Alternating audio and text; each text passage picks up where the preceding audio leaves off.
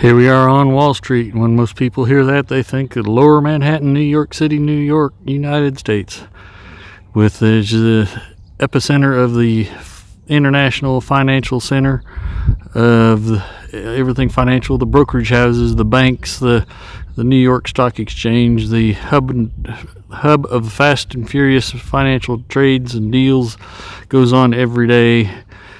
But that is not exactly the Wall Street we're on today, as we are on the Wall Street of Wall Street Homestead in southwest Kansas.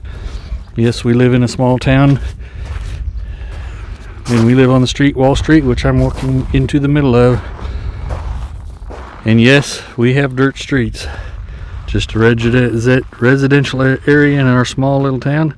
And yes, I'm standing just across the street from the dead end on the one end of town.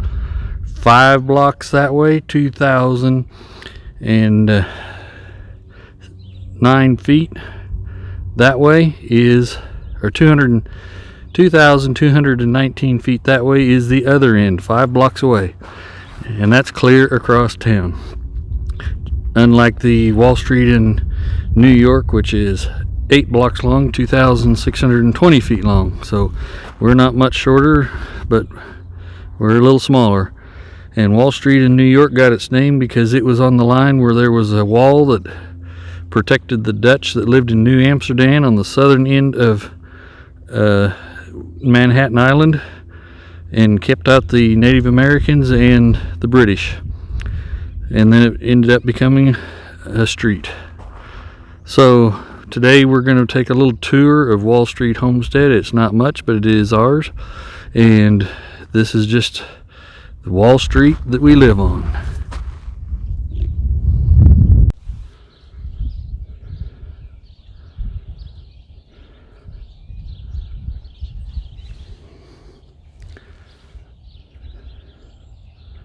We are now standing on Wall Street Homestead, aka the backyard. We live on a lot. It's actually 5 lots, measuring a total of 125 feet wide and 175 feet deep. That power pole there pretty much marks the corner of our backyard in the alley. And panning across, it's in a little bit of winter disarray and getting ready to start the moving of the garden. And there on the far end is the garden from last year, which that space is going to be moved. That camper is going to go away. I'm going to move the log splitter. And there was a row of cedar trees. You can still see the stumps there, the little white spots there on the ground. There was a row of cedars there, and I took them out because they weren't doing too well anyway, and they're right under a power line, so they were kind of a hassle. And I took out one big elm tree that didn't survive the last ice storm too well. And those stumps are going to be ground here before too long. And that's where the new garden space is going to be. I'm going to start, that shed is across the alley on my neighbor's. I'm going to pretty much line up with the edge of that in my backyard and make it 25 feet wide, and just keep working my way across this way to the property line eventually, which from that power pole to where I'm starting is approximately 75 feet long. So be watching for that. I'll be doing some videos as I start working on that, and I can expand that all the way up to the back of the house if I so desire, or if Ann will let me, and make the garden space even bigger if I choose to. Because from the back of the house to the alley we got approximately 60 feet. So even though I'm going to take 25 feet for the garden, we'll still have about 35 feet of backyard. And do a little cleaning and see what we can make of the garden space here. And the space where the garden was, we've got some ideas for that. Don't know just what yet, and we keep batting around some different ideas. So, but that's not all. I have one other little surprise that goes along with Wall Street Homestead.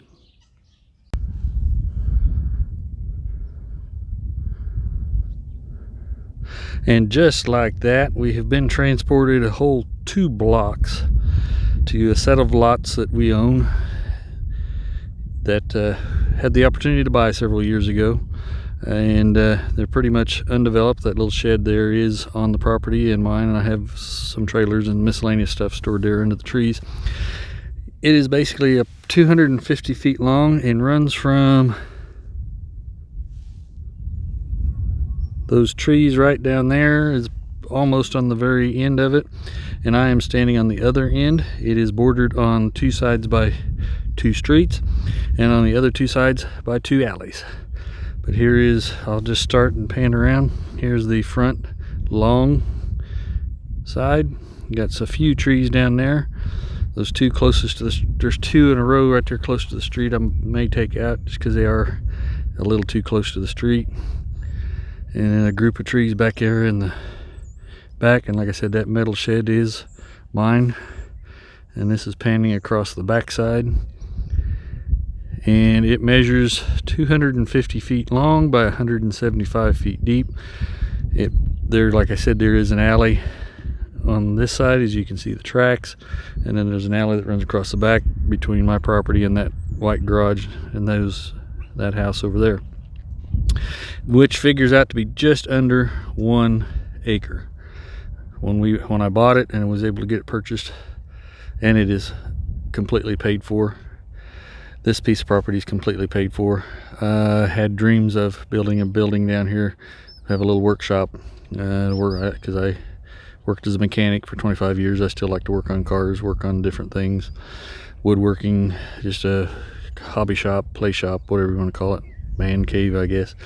But it being 2 blocks, I just haven't got it done.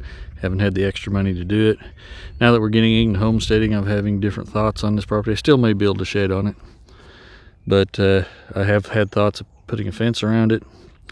I'd have to come back 10 feet on the easement from the street, and both streets, and 5 feet back from both alleys. I'd still have probably just over 3/4 of an acre inside of the fence. I was thinking to do a fence that would hold goats and possibly graze goats, or just a strong enough perimeter fence to keep dogs out, and then run maybe some chicken tractors to raise some meat birds, or possibly even a chicken tractor to have some egg laying hens in. But time will tell. Just do it one step at a time. There is water. I do have a hydrant and water. It's not turned on. I don't have it turned on, but it wouldn't take much to have it turned on, so I could have water at this location. Thought about digging it up and putting in a garden, but at one time there was 3 houses that were here, and of course, as things do, they deteriorated. They were torn down, burned on site, and then buried, whatever was left. It is pretty rough ground. Some of it's not the best. I've been keeping it mowed for probably in the neighborhood of 12 years. I think we've owned it probably 10, and I've been mowing it probably 2 years prior to that. It used to be full of weeds, but I've kept it mowed. I did spray a few times and have got the weeds pretty much under control. It's got a lot of grass. A lot of it is Bermuda grass. There's some buffalo grass and a mixture of other grasses. Right there in front of that shed, there was a bunch of dirt hauled in once that wasn't the very best dirt. It's a little higher ground, but it's still not growing in the best of grass. It's getting better, it seems like, and I haven't done anything with it as far as fertilizing or planting seed.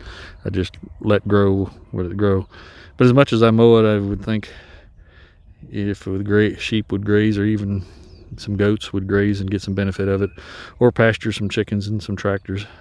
But I have thought of putting a perimeter fence around it and doing something like that, or still may build a shop building down there. So look it over, give me some ideas, give me some thoughts. Right now it's kind of a blank slate, and like I said, I believe I'm leaning towards a perimeter fence and using it for livestock. Though it is 2 blocks from my house, we can have livestock in our community. In fact, across the street from us, our neighbor has a herd of goats and chickens. Saying at my house, within a block of my house, there are 4 different chicken flocks within 1 block. So, and I know some people have horses, and about the only thing I don't think I will let you have would be pigs, and that's understandable. But I have seen goats and I have seen sheep, so just have to get a permit from the city, and it's a minor paperwork deal. So give me some ideas, let me know your thoughts, leave them down in the comments. Thank you for watching. It's a beautiful January day on this, the 18th of January. Just out here finally getting a homestead tour done. It's not much of a tour because we're newly to the homesteading. But if you like what you see, subscribe if you're not a subscriber. If you are a subscriber, and hit the like button and leave a comment. We'll be glad to hear from you, and all of our favorites that keep coming back. We're glad you're here. So keep watching, and we'll keep putting things up. Thank you, and have a wonderful day.